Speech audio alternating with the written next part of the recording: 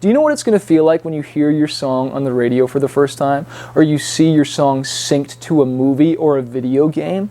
You're going to freak out and you're going to love it. And it can happen. It happens to independent artists all the time, whether you're signed or not. You know, to be able to perform on stage and seeing people singing your songs, and most important, seeing your music impact people's lives. That's a powerful thing that I never take lightly. You know, being able to do music and create and just to put your art out there to be loved and just to be inspired and knowing that you're making an impact and contributing to society and making a difference. And you know, I just want to encourage you, man. You know, I said this in the other video and I want to say it again. You know, you don't have to be great to get started, but you do have to start to be great. And out of everything that I'm teaching in this, when I jump into this video here to train you a bit more, just remember, man, taking action is the key. And second, it's not giving up. You know, I started when I was in about around the year 2000 or so and put my first EP out in 2001. I never thought it would take me where I've come today. You know, and I wouldn't have known unless I tried. I wouldn't have known unless I quit my job and I went for it.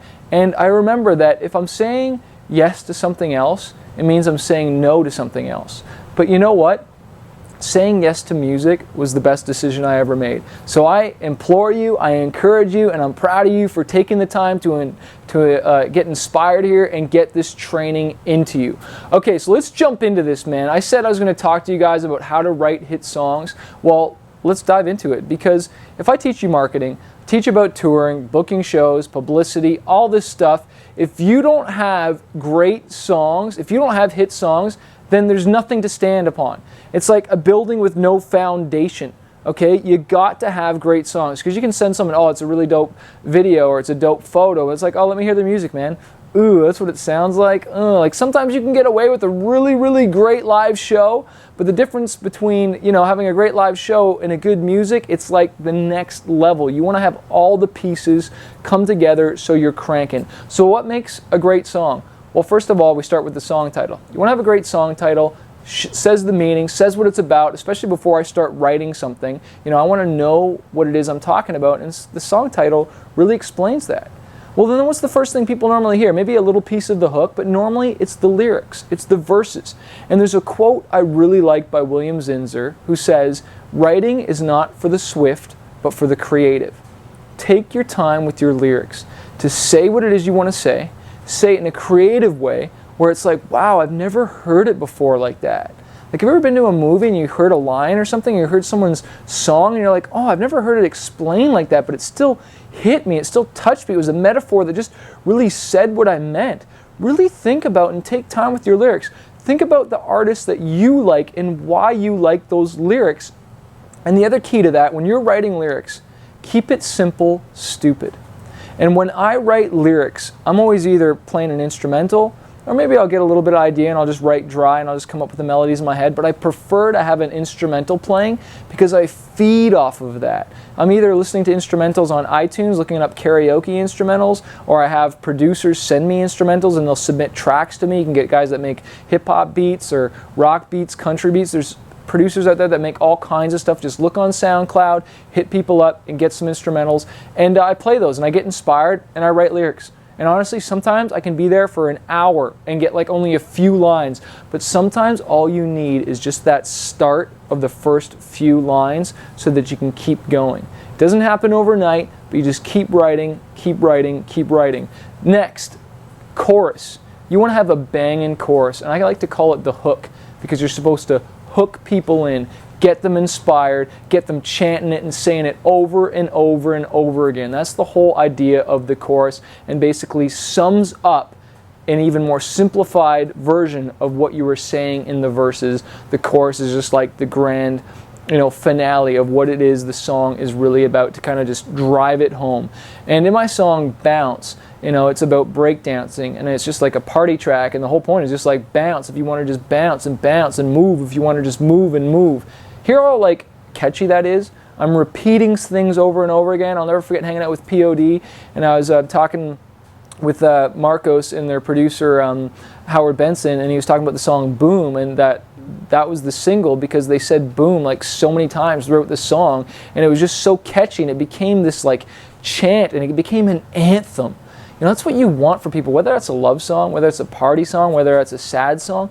You want it to be an anthem that touches someone's heart, man, and you've really touched them. And, you know, quoting Steve Jobs here, that's limitless when you can really touch them and make an impact. So when you're writing that hook, you want to think, what sums up the song? What's something someone's going to want to say over and over again? What are those songs that I keep hearing over and over again? You know, I've worked with Adam Messenger, who's produced so many different artists, Justin Bieber, Chris Brown, Magic with that song Rude. And I look at that song Rude, you know, can I have your daughter for the rest of my life? Say yes, because I need to know. You know, things that I'd like to point out there is like, that's a common phrase. He used a really common phrase, he put a really catchy melody around it, and he made it catchy by repeating things in a catchy way. Say yes, because I need to know. Come on. And then, why you gotta be so rude? I'm gonna marry you anyway. Adam and those guys are just geniuses at putting together catchy stuff. Take some time and write some stuff out that you think will be really catchy, that sums up your song. I love it. Number 4, production. You want to have great production. You know, I love getting complimented by people and say, man, that song was produced really well. The production on that, the track beds, what was going on in the back, and the different effects and different things, that is banging. And that takes the song, like, from a good song to a great song, and adds all the cherries and all just the wonderful niceness all around the song, just to really finish it and complete it. You want to have banging tracks. You don't want to have all the same drum samples you always hear, or that exact same guitar riff, or same, you know, chord structure. Let's switch it up and be different so you can stick out, not so that you're way right field or way left field, but different enough to carve your own path. Hire someone to do that, to make a good beat, a good track for you. You know, if you're talented and you can do that yourself, do it. But in the end of the day, which is number 5, you want to hire a producer. And sometimes as artists, we get so attached to our songs that we can't see how to make them better. And that's why you hire a producer, because they got an outside perspective and they're not so tied to their art like we are. And they'll be like, oh, dude, why don't you try saying that instead? And why don't you try saying it this way instead of that way? And you're like, oh, that actually made the song a lot better, man. Thanks, dude. And, you know, sometimes they'll be like, can you rewrite this part? Because the rest of it's really cool, but then you start to lose me at this part here. About halfway through the verse, you're starting to lose me. And maybe you even know yourself, I've known, where it's like, oh, I kind of rushed this last part. I really love this, but let's make the song bang all the way through. Because you want to take someone on a journey. When you're writing a song, you're taking them from a journey from point A to point B, and you want them to experience something. You want them to feel something, and so they walk away moved, like, oh, I need to hear that again. Hit repeat, you know what I'm saying? So don't be afraid to hire a producer. If you look on the back of any CDs, you can see like, oh, that person produced that, or that person produced that. Look in your town. You can search, again, on SoundCloud's a good way. Even just Google people. And if there's someone that you really want to work with, and like maybe they're super expensive, then ask them to recommend you. Say, hey man, if I can't afford your price, who do you think I could work with that's on my level until I'm there? You know, especially if you're not going to be spending that much money. And I encourage you, if this is your very, very first song, write to instrumentals, write a whole bunch of songs, write some demos, record a whole bunch of stuff. Don't just jump all the way and record that very first song you ever wrote. You know how many songs I actually wrote until I actually had something recorded? Dozens and dozens and dozens. It doesn't happen overnight, but if you stay at it and you persevere, you'll get good at it. Again, I always say, man, if I can rap and sing, anybody can rap and sing. You just got to do it. One of my favorite quotes is by Les Brown is that, you know, there's a lot of people better than me. There's a lot of people that could probably write, perform, sing better than me, but I represent the dreams, ideas, and thoughts they had, but I acted on them. That's the difference. That's the only difference between me and someone else who didn't, is I decided just to take action. So I encourage that for you. I'm going to take a quick break here and come back, and then we're going to jump into how to attract some record labels, baby. Okay guys, let's jump into how you can attract some record labels banging down your door. But I'm going to throw a right hook at you. Okay, you don't need a record label to have a successful career in music, to make a great living. You don't need to be on American Idol to make a great living. You don't even necessarily need to be on the radio to make a great living, or even have, you know, necessarily a music video or anything like that. A lot of dudes make a great living, you know, touring. some just writing songs for other people. That's all they do is write songs, and other people record them. You know, some people have a great living just teaching guitar lessons or music lessons. There's no right way to do it. But, you know, we're focusing on getting signed to a record label and having them knock down your door. I just wanted to encourage you that there's just so many avenues towards this thing. Well, what did I just talk about? I talked about songwriting. I talked about having great songs. Why? Because that's the first thing the label's going to ask. Play me the hits. Play me the hits. Don't play me the album, just play me the whole hits. And some artists will be like, oh, but let me play you the whole thing. You got to hear the whole thing. No. Play me the hits. I only want to hear your 2 to 3 best songs. And that's what I want to encourage you to focus on, is just 2 to 3 hot hits. I don't want to hear all the other stuff, because you know what? This day and age, people cherry pick albums. The album is disappearing more and more and more. I still love listening to a whole album to get the whole perspective, but from a record label's point of view, they just want to hear the top 2 to 3 songs. They want to know if you have that hit that they can market, that they can take to radio, put you on tour, and just have it blow up. So the first thing you want to do is have great songs, or again, we have nothing to talk about. So I hope you realize, man, focus on the songwriting. Sure, the business side is very important, which I'll get into when I jump into the course and the modules and all that stuff. But, you know, great songs are what they're looking for, man. What else are they looking for? Experience. They want to know, have you done a tour before? You know, have you ever toured? Have you ever put a record out? How's your social media following looking? The reason they look for these is because they don't want to just take a newbie that's like brand new, because then they have to do more work. And they want to know if you're invested already. You know, they want to know if you're invested in your career as much as they are, because they don't want to invest in you, especially if you're going to like fall apart and you're not serious about it. They want to sign someone who's got a head on their shoulders and who's serious about their career. So if you're not even willing to spend money on your career, then why should a label invest in your career? Good question to ask, right? Next thing you want to look out for, attitude. Oh my gosh.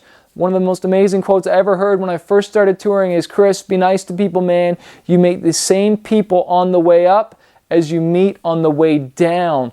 Relationship, relationship, relationship is so important.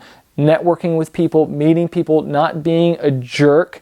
You know, some bands just won't get rebooked again because they're jerks. They treated people bad. That, you know, people talk, man, and there's industry talk all the time. You'd be surprised. You'd be shocked. And, you know, I shared the other day on a comment post, you know, when I'm hiring band musicians and hiring people, skill is mandatory. And it's like, skill will get you there.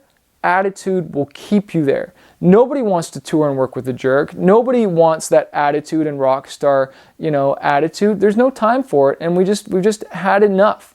So those are a few things that I hope really inspires you, encourages you about record deals and record labels, and have them chasing down your door. So create the music, start making some hot hits, getting it out there, start touring, playing shows. And you know what? Don't get stressed out if you're not that far or whatnot, but build your social media and the other videos. Have you created those accounts yet? You know, Facebook or Twitter or YouTube with Aweber, if you sign up to start building your mail list. You know, one person said to me as well, if they have a big enough mail list or big enough following, then it's like instant deal.